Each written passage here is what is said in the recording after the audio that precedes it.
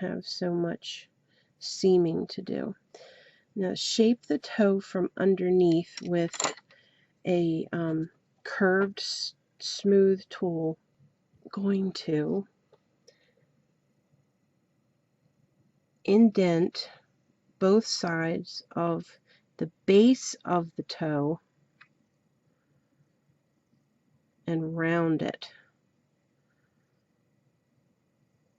Not the tip yet, because there is this thing called toe cleavage.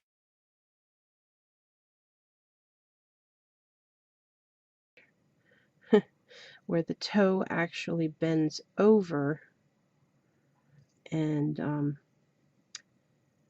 we're going to get to that now. What you want to do on the tip of the toe is you're going to create that undercut by pushing your finger against the back of the toe and your tool against the front.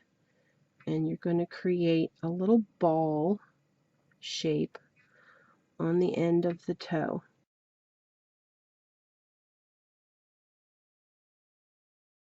So that it kind of looks like a little head. You've got the neck, you've got the chin where the toe overhangs, and you're going to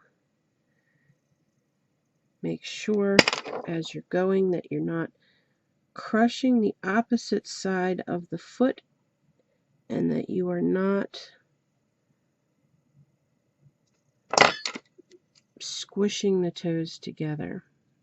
So keep going back in between them and make sure that the toe shape stays toe shaped. Okay, and you're going to do each one in turn.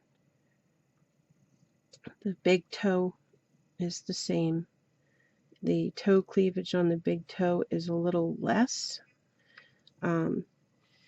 So you want to leave the fatter part of the big toe intact, and your toe cleavage is down near the bottom, whereas on the other toes it's up near the end of the toe. And you just keep moving it towards you, and just gentle pats. It's kind of like making a little hamburger patty. You're patting it. You're not really putting an enormous amount of pressure. And keep turning it over. Never assume that the other side's doing the right thing, because you are applying heat to it by trying to keep it from moving around too much.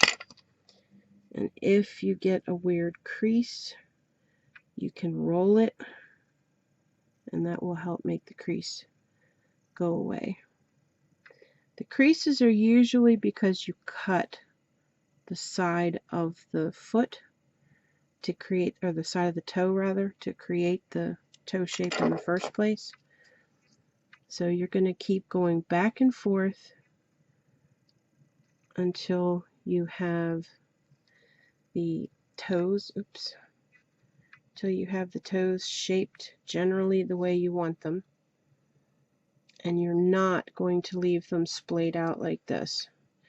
So you're going to shape the top of the toe and round it.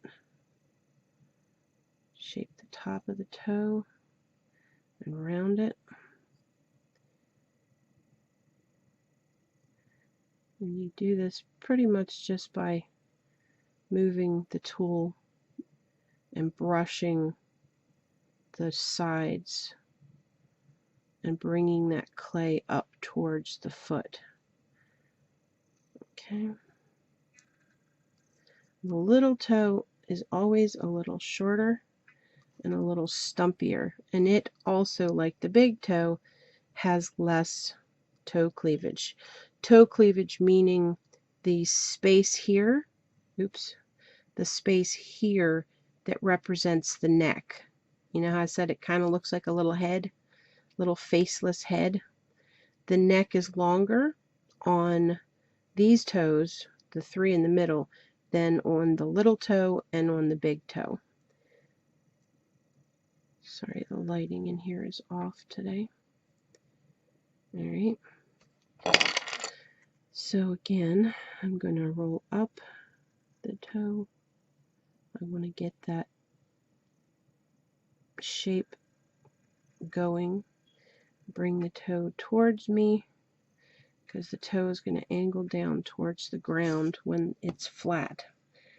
It's not going to stick out forward ahead of the foot. And again, keep checking both sides, because every time you do work on that side, whether you intend to or not, you do create some movement in the clay on this side. Okay, now at this point the toes are rising up, so you want to gently put a little pressure on this side and get them back down. You also want to bring them back together, so you're going to just gently coerce the toe, including this part over here, back towards each other.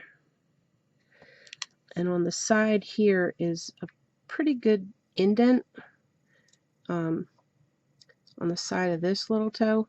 So you're going to create that, and you're going to push that little toe back over and come down and reestablish this space here. And again, come with your toothpick between the toes and press down, press down, press down. And as you're pressing down, you're also pressing over, over, over, over, over, and you're compressing this whole foot back into the shape that you want it to be in. Okay, and if you have traveled too much away from the shape that the foot should be in, now's the time to fix that. The back of the foot here. Okay, so it's very hard to stay in the camera for some reason. Okay, so there's the start of the foot, the general toe shape. And now I'm going to do the nail, and I can use the same tool that I used for the fingers. I would recommend that you make a new one that is bigger when you do the toes. I don't have one handy, but I am going to use it to do, because the toenails are bigger than the fingernails typically. I am going to use it to do the smaller toenails. And again, just press it in, rock it from side to side. And that creates the indent on the inside, the indent on the outside, and the nail bed itself. The little toe tends to have a bigger nail that wraps around the side of the toe. I don't know why, it just does. Alright, I'm going to make sure, I mean, if you enjoyed it.